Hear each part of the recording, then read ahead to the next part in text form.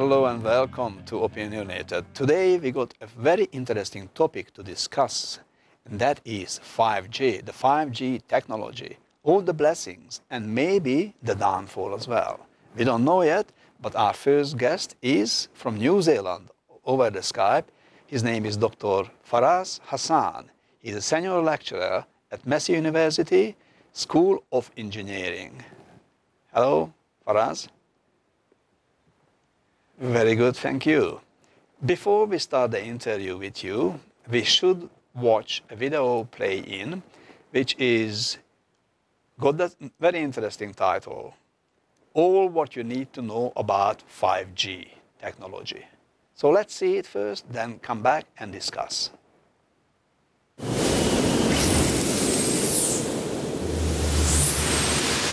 Today, the networks that power our smartphones and internet-connected devices are mostly based on what's known as 4G technology.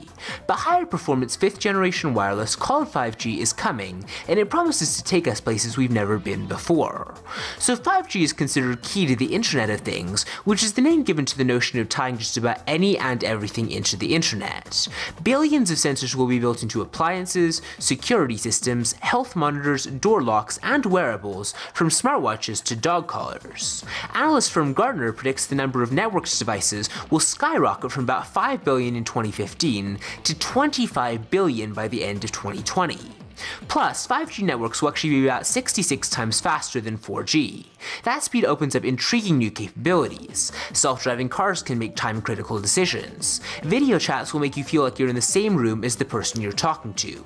And cities can monitor traffic congestion, pollution levels, and parking demand, and then feed that information to your smart car in real time. But now let me give you 3 reasons why you personally should be excited about 5G.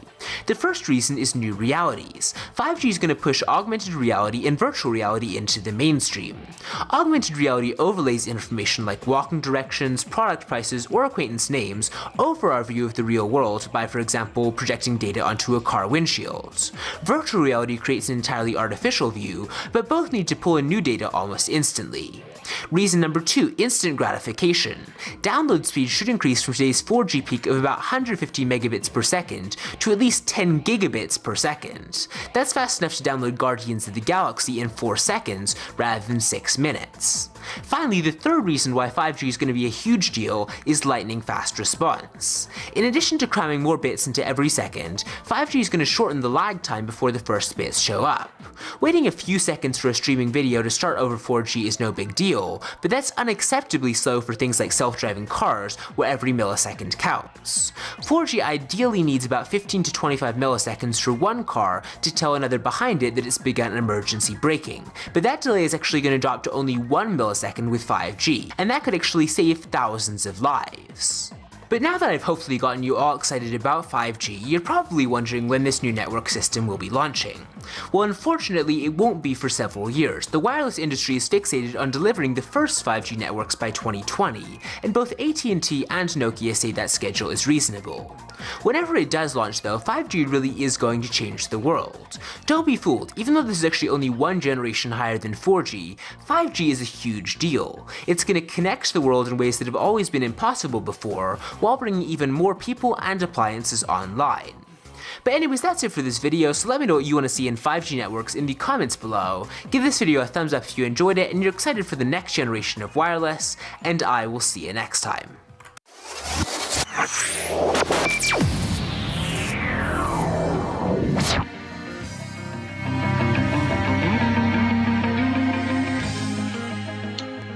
Faraz, I'm still wondering if this video is trying to sell something for us or try to convince us about something, but we will talk about these things. So my guest, to introduce again, is Dr. Faraz Hassan, Senior Lecturer at Meszaros University in New Zealand at the School of Engineering.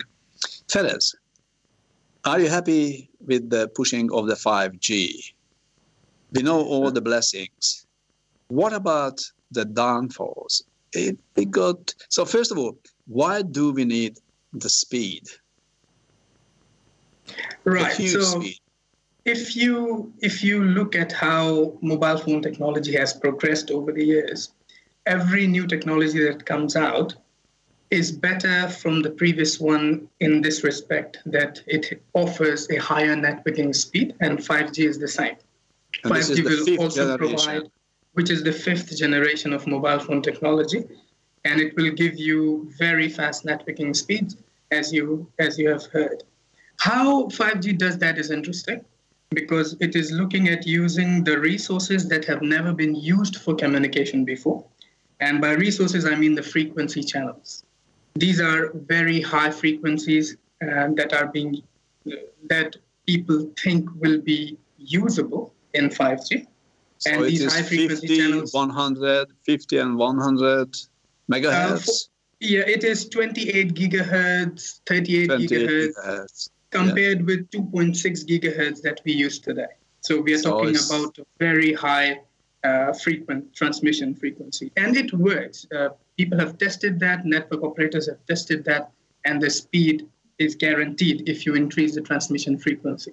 The only problem is that the coverage range of the signal will decrease significantly. If a wireless signal can traverse 1 kilometer in a given environment, on a 5G frequency, the same signal in the same environment will only travel up to 300 meters, up to 250 meters. Yes, so that's we are really talking serious. about a third. 300 meters. We are talking about a third of the range that we already have. So this is the main... Does it mean that we need to have, all these towers, the jungle of towers in our suburbs? Yes, so this is one naive way of doing it, to have many base stations spread across the area. And what's that will the other? Obviously... the other ways is to have a distributed mechanism.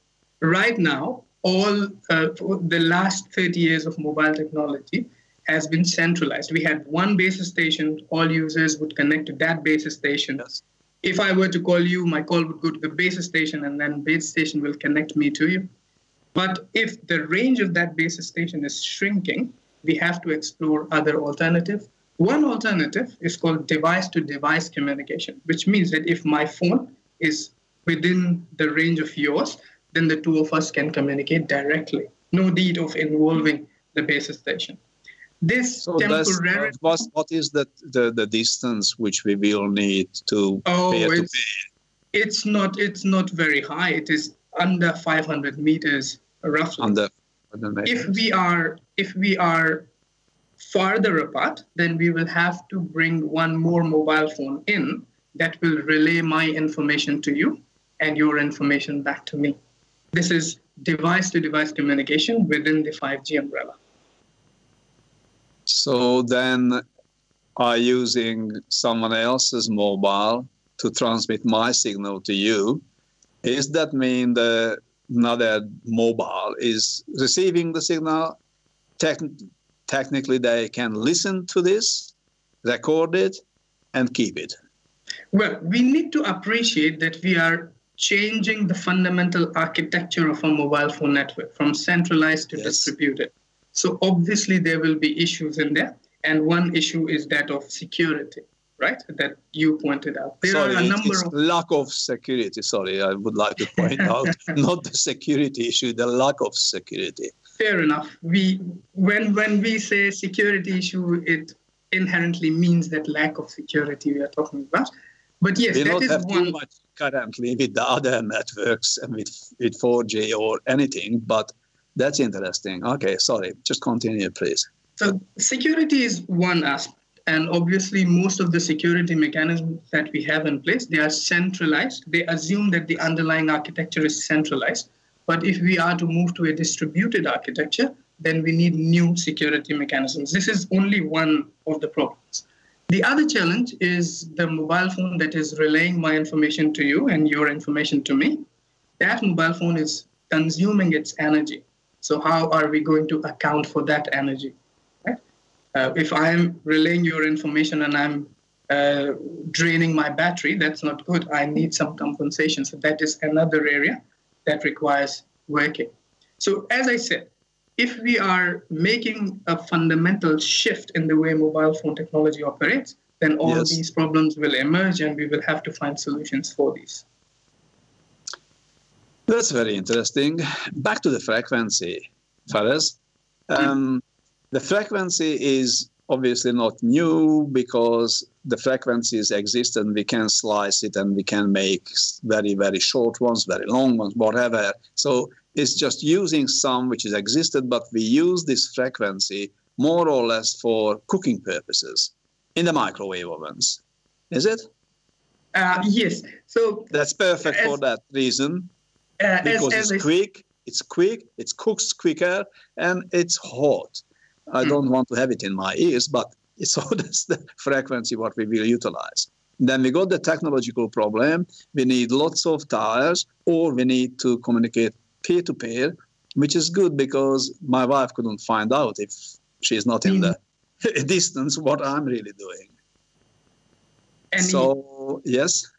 Any new application that you want to roll out, you can't roll that out on the existing channel, so you have no option but to move up the spectrum and use the high frequency channels, right? So if you want the mobile phone technology to grow, that is, I'm afraid, the only option.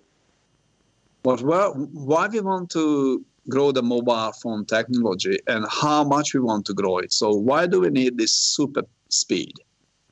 Yes, every now and then new applications come in, and all of these applications are data hungry. They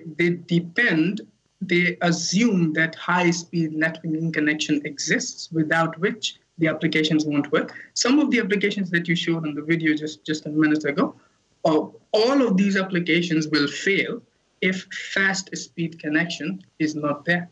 So, as I said in the beginning, every new generation is motivated by the fact that users need more and more data rate moving forward. That's what been told by people. I couldn't really see if we really need it or not, but that's just a theoretical question. The practical question is the cost of this technology and the potential harm of the technology. So is that more costly than the existing one or much cheaper? I can't respond to that without knowing how this will be rolled out.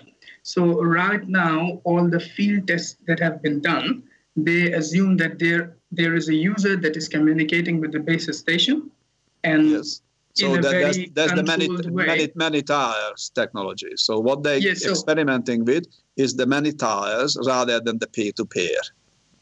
Yes, so it is a base station is speaking with a normal mobile phone that is moving from one place to another. So they are, most of the tests, not all of them, most of the tests, they check the speed of the link given the fact that it is using a very high transmission frequency.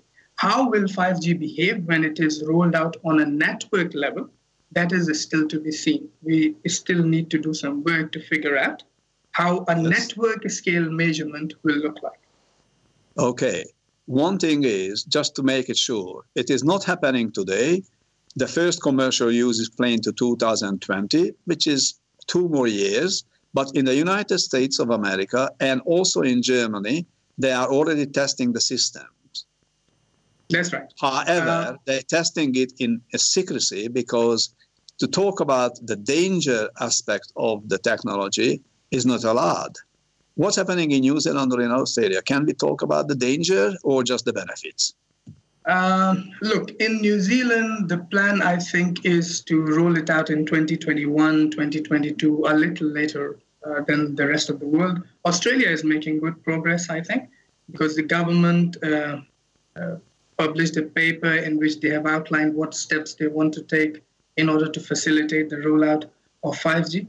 And the rollout... Sorry. That's quite all right. I think I've got you excited. Yes, you got me excited, Faraz, but also the time is getting me excited. So we are getting to the end of the first bit of our program for today. I want to say thank you for you. And as an engineer, I hope you try to work out the experiment and the danger of this technology and how can we avoid the danger. Thank you again. Very much. It was very nice talking to you. Likewise. Thank you, Faraz. So we are now going to a break, but before we go into a break, we would like to say thank you for our sponsors. One is the First Nations Homeless Project, then CBF, who give us some support and money for make this project, then Nigala Maya, and the last but not least is the Institute of Social Justice and Human Rights. Please stay with us because after the break we're coming back with more.